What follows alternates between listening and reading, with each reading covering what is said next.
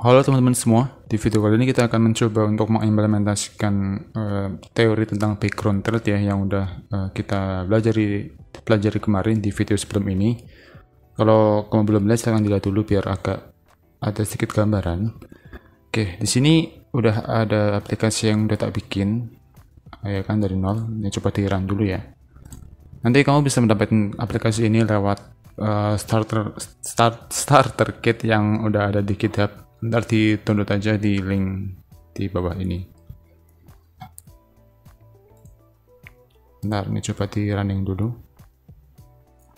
Jadi nantinya di aplikasi ini akan ada tombol, terus ini ada text view untuk proses loadingnya, dan ini ada gambar meow.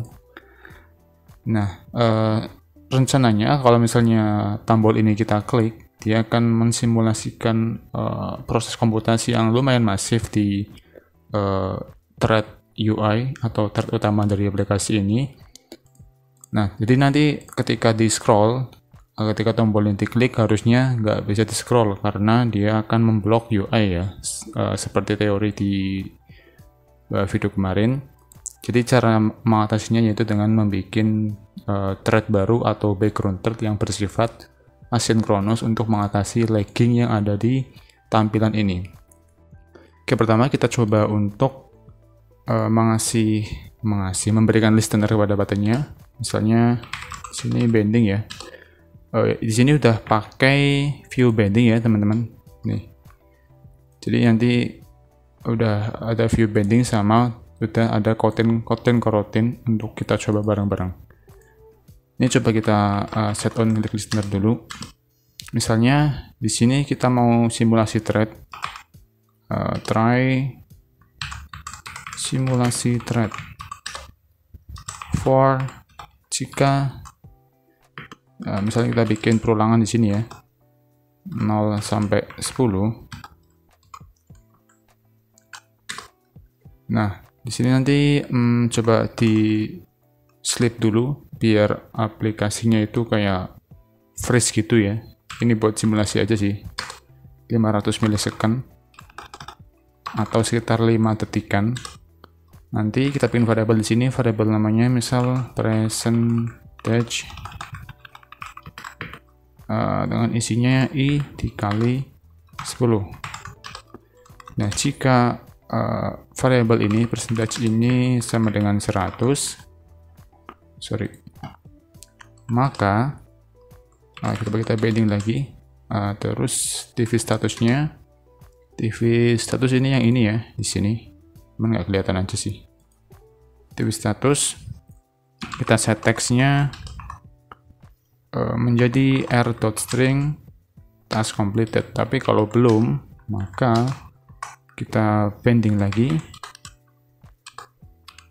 kita teks ya sama dengan string format get string, kita ambil stringnya, compressing, dan di sini dikasih variable percentage. Oke, seperti ini. Ini ada merah karena kita kasih catch dulu. Interrupt exception kita kasihkan di sini print regress.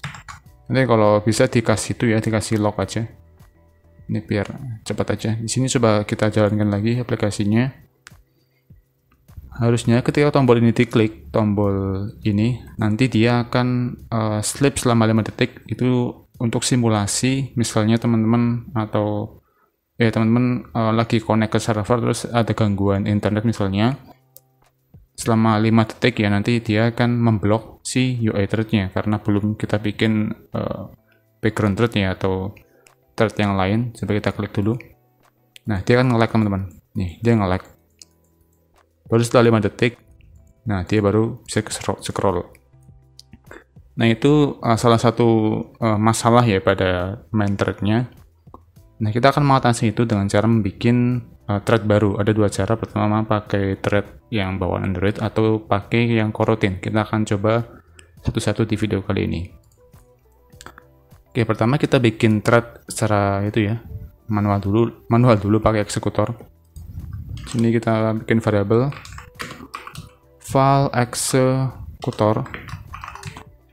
Eksekutor ini buat menghandle banyak thread sekaligus ya. Kita akan bikin satu thread aja, namanya berarti new single thread eksekutor. Terus kita akan bikin variable handler untuk mensinkronasikan dengan tampilan atau UI-nya. Handler looper get main looper. Oke. Nah, di sini kita tambahin nih sebelum try ya. Eksekutor execute. Nah, ganti dipindah ke bawah sini. Ctrl X bawah. Nah, seperti ini.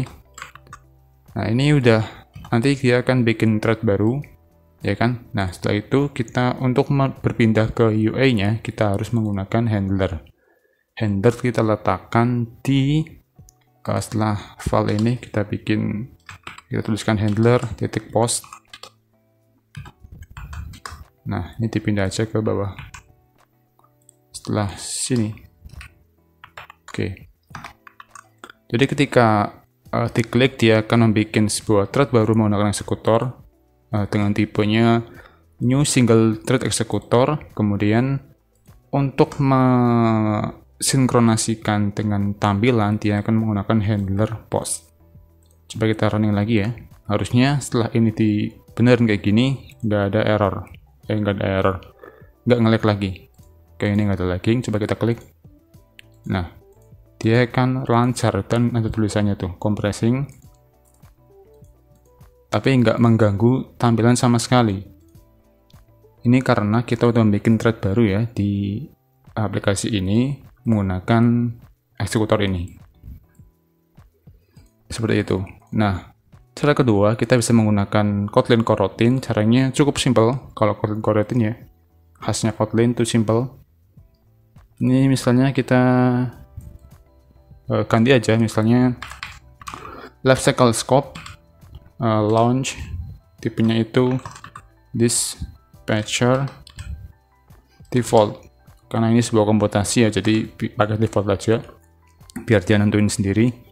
Nah, thread sleep-nya kita ganti dengan delay. Ini fungsi bawaan dari coroutine di mana dia tidak akan memblok UI aplikasi kita. Nah, untuk mensinkronasikan tampilan kita menggunakan namanya with context. Dengan tipenya itu berarti dispatcher. Karena di main kita menggunakan main aja. Oke, seperti ini. Coba kita dihapus aja ya, karena nggak dipakai. Coba kita running lagi.